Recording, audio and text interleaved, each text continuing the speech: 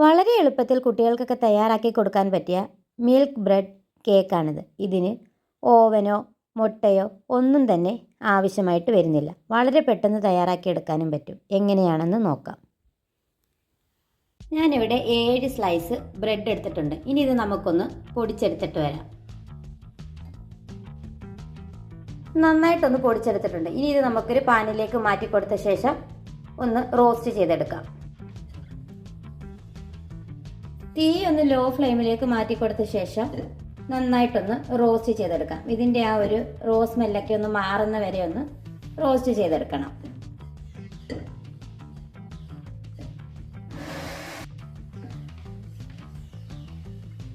നന്നായിട്ട് റോസ്റ്റ് എടുത്തിട്ടുണ്ട്. ഇനി നമുക്ക് തീ ഓഫ് ചെയ്ത് മറ്റൊരു പാത്രത്തിലേക്ക് മാറ്റി വയ്ക്കാം.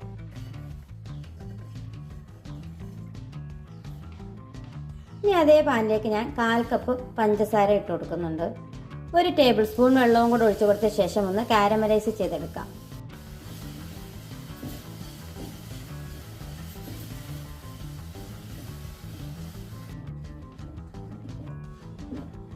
പഞ്ചസാര നന്നായിട്ട് കാരമലൈസ് വന്നിട്ടുണ്ട്. ഇതിലേക്ക് നമുക്ക് 1/4 കപ്പ് വെള്ളം ഒഴിച്ചു കൊടുക്കാം. വെള്ളം ഒഴിച്ചു കൊടുക്കുന്ന സമയത്ത് നന്നായിട്ട് ശ്രദ്ധിച്ചിട്ട് വേണം വെള്ളം ഒഴിച്ചു കൊടുക്കാൻ.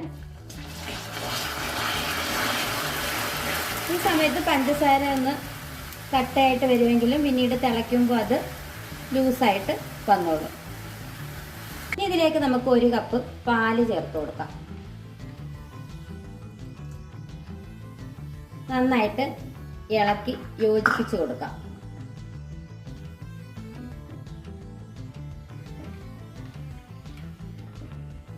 പാല് നന്നായിട്ട് തിളച്ച് ആ പഞ്ചസാരയൊക്കെ നന്നായിട്ട് ഒന്ന് മെൽറ്റായിട്ട് വരുന്ന വരെ ഒന്ന് തിളപ്പിച്ചു കൊടുക്കണം.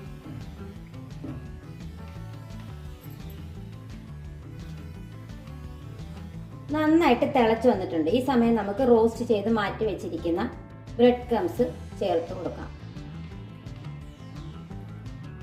എല്ലാം കൂടെ നമുക്ക് നന്നായിട്ടൊന്ന് മിക്സ് ചെയ്തെടുക്കാം.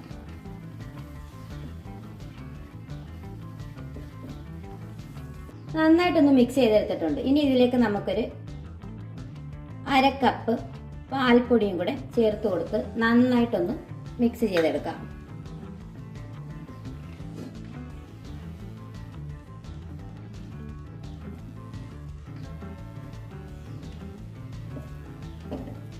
ഇനി ഇത് പാനിൽ നിന്നൊക്കെ നന്നായിട്ടൊന്ന് വിട്ട് വരുന്നിടം വരെ നമുക്കിതൊന്ന് മിക്സ് ചെയ്ത് കൊടുക്കണം. നന്നായിട്ട് പാനിൽ നിന്നൊക്കെ ഒന്ന് വിട്ടിട്ടിട്ടുണ്ട്. ഇനി തീ ഓഫ് ചെയ്ത് നമുക്ക് മറ്റൊരു പാത്രത്തിലേക്ക് മാറ്റി കൊടുക്കാം. സെറ്റ് ചെയ്യുന്നതിന് വേണ്ടി ഞാനിവിടെ ബ്രെഡൊക്കെ തയ്യാറാക്കാൻ എടുക്കുന്ന ഇതുപോലെ ഒരു മോൾഡാണ് എടുത്തിരിക്കുന്നത്. അതിലേക്കൊരു ബട്ടർ പേപ്പർ ഇറക്കി വെച്ച് കൊടുത്തിട്ടുണ്ട്. ഇനി ഇതിലേക്ക് നമുക്ക് ഇട്ട് കൊടുത്ത് നന്നായിട്ടൊന്ന് സെറ്റ് ചെയ്തെടുക്കാം. ഇനി ഇത് ആ മോൾഡിൻ്റെ എല്ലാ ഭാഗത്തേക്കുമായിട്ട് എത്തുന്ന പോലൊന്ന് പ്രസ് ചെയ്ത് വെച്ച് കൊടുക്കണം.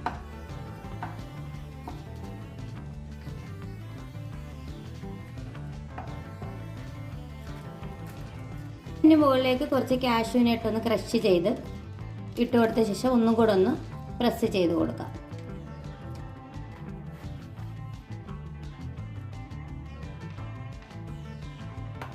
നന്നായിട്ടെല്ലാം ഒന്ന് സെറ്റ് ചെയ്തെടുത്തിട്ടുണ്ട്. ഇനി ഇത് റൂം ടെമ്പറേച്ചറിലിരുന്ന് നന്നായിട്ടൊന്ന് തണുത്ത ശേഷം നമുക്ക് സെർവ് ചെയ്യാവുന്നതാണ്. നന്നായിട്ടൊന്ന് തണുത്ത് വന്നിട്ടുണ്ട്. ഇനി നമുക്ക് മുകളിൽ നിന്നും മാറ്റി കൊടുക്കാം. ഇതിൻ്റെ സൈഡൊക്കെ ഒന്ന് വിടുവിച്ച ശേഷം മറ്റൊരു പാത്രത്തിലേക്കോ മറ്റോ ഒന്ന് മാറ്റി കൊടുക്കാം.